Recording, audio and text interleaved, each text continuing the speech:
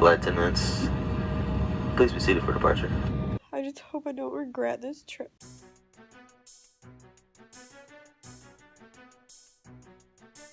Have you ever been to an event and you feel really awkward? You're not really sure what to say or who to talk to or what to do. You just think, okay, I'm gonna stand over in the corner. Maybe you're not really sure what networking even is.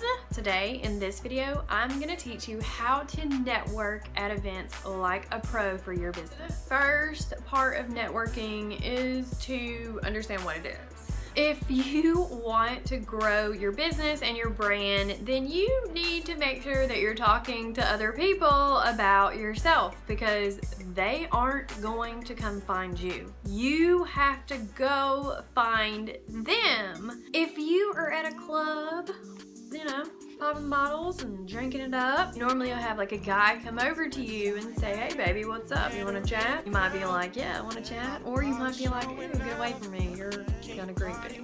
But at a networking event, you can't look at it that way. You have to think, okay, I'm at this party. Want to introduce yourself to people and meet and greet and let them know what you are about so that you can follow up with them later. It's not meant to get a ton of business right then. You're just building a relationship to have something later on. My first tip for networking at an event for your business is to make sure that you go in with a plan. If you have certain people that you want to connect with, or maybe you have a question that you want answered, you want to network with those people at the event. Already have these things prepared. If it's people that you want to talk to, if it's questions that you want to have answered, or maybe you want to follow up with somebody later on. This may leave your mind once you get there and there's a lot going on. They may be serving drinks or food or talking. You want to just have a plan of what you're trying to get accomplished there. If it's 10 business cards or 10 connections, or you want to have a videographer, whatever it is, a list of that going in, so one, you don't forget it. What if you scored an amazing interview with someone that you've been looking up to, or you got to chat with the keynote speaker that was on stage? The first thing that you're going to want to do is ask them a question, and I can tell you that when I've met some really big celebrities and people, influencers, I'll get up there and I'm like, oh my god,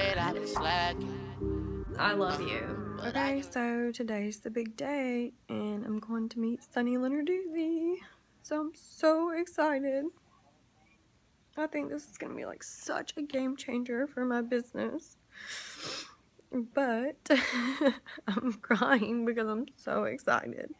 And usually I cry, but I kind of freeze and I'm not really sure what to say to them. So yes, it's really important that you know what you want to say when you're at these events and what question you really want to have answered. My second tip is to be able to introduce yourself in 30 seconds. You like an elevator pitch.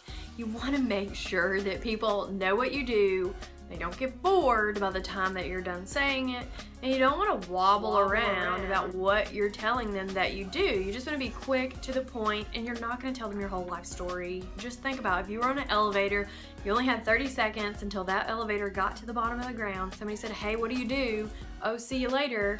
You want to be able to answer that question really quickly so that you can establish a relationship, get a contact, and then move on to further that relationship after the event is over. Tip number 3 is to have business cards. Some events will have different ways to keep track of people, but good old-fashioned business card, you cannot go wrong with that. If you don't have a business card, how are you going to give people your information and tell them, hey, follow me, contact me later? Tell them what you do, who you are, hand it over and say, hey, it'd really be nice to follow up with you. Could I also get your card? So maybe giving them yours and then asking for theirs is a good way to get their information. When people give you their business card back, don't just toss it in your purse or your wallet or your folder and walk off with it. actually look at the business card. Just make a note like, oh, okay, her name's Brandi. What's a really good idea is to make notes on the business card, because you're not going to remember everything that you talked about. So if you make notes on the business card, at least it will give you some kind of idea later on when you go to follow up and say, hey, I remember what we talked about, da da da da. If they say that they have 3 dogs and a kid and they live in Atlanta, Georgia, then you would want to put that down, if that's obviously not something that may be on their business card, so that it kind of triggers something later on. Tip number 4 for networking: introduce yourself. Nobody is coming over to you. You have to go to them and get their attention. They may come over to you, but the chances are that they probably aren't. So I would make eye contact and let them know, hey, I'm looking at you. I'm talking to you. When you want that waiter to come to your table, don't you look at them and say, hey, yeah, drink over here. I'm waiting on my drink. Same thing at a networking event. Make eye contact with people. Smile. Smiling is a great way. Get their attention. Smile. Make eye contact and bring them on over. That's probably not how you should do it, but it's pretty close. Smiling, making eye contact, and not being afraid. I can't tell you how many times I've gone to events and I kick myself looking back and saying, man, I wish that I would have went and asked that person for that picture, that autograph. If I could talk to them later on, maybe blog with them. There's been so many opportunities that I wish I would have taken. Tip number 5, any of these new contacts that you're making, don't wait to follow up with them. I would follow up with them within a week. I'm going to Social Media Marketing World. It's almost a week-long event, but it's at least half a week. I'm traveling part of the week, and I know that other people are probably traveling, and then they're going to be exhausted. They're going to want to take off for the weekend. So the best time to follow up with them is probably going to be that Monday or Tuesday after the event, once I get back, because they're not going to be able to read my emails while I'm there. For one, they'll probably have a lot going on. They won't remember. Say, hey, can we have coffee? Can we have a chat on the phone? It was really nice meeting you. Just warm up the relationship. Don't say, hey, here's my program if you want to buy it, or put them on your email list and just blast them out. You really need to form a relationship with these people that you're meeting at these events, because these are going to be your potential clients, your potential customers. And if they're not your potential clients and customers, they may know someone that can use you. Now you know how to network at business events and start building your relationships for your brand. But the first thing people are gonna do when they find you and get that business card or talk to you, they're gonna go on their phone, or when they get back, when they get that email from you, and they're gonna search. They're gonna say, hey, who is this chick? Who is Bloggin Brandi? They're gonna go to blogginbrandi.com and they're gonna look at my content. They're gonna go to my social media handles. They're going to search for me online. And the best way to show up is by looking like a brand when they land on you. You want to look like a uniform business, a uniform brand, very unique look and feel to you, so that they want to come back. They want to see, like, this person is a real person. They've got a brand established. They have a website established. I can't tell you how many big people I see that don't even have a good looking website. It's not okay. I've got you covered. I have put a branding kit down in the description below so that you can get your colors, your fonts, your themes, all that you need to make your business look like a big, big brand, and just get yourself polished up to be given that good first impression. I'm Brandi of blogginbrandi.com, where you can find tons of free resources to help you brand your business.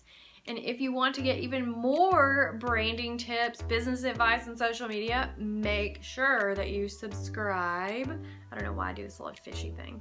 Subscribe to my channel down below somewhere, and I'll see you in the next video.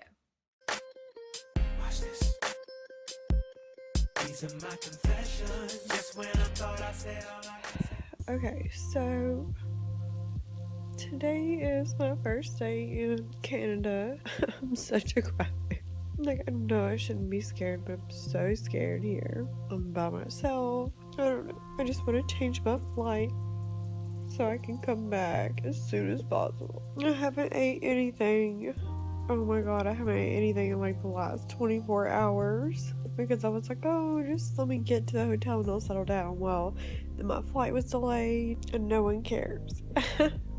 No one cares. When you're an entrepreneur, you have to handle business and life and all of this by yourself, which is why I'm here by myself. I knew how important this was going to be for my business. Making videos, you're putting them on YouTube, and nobody is watching them. I'm going to teach you exactly how to get more views on your video. Maybe whenever I meet Sunny tomorrow, hopefully everything will change. I've just been in this funk or loneliness for so long, and I don't know where to turn with my business or my channel. I was not expecting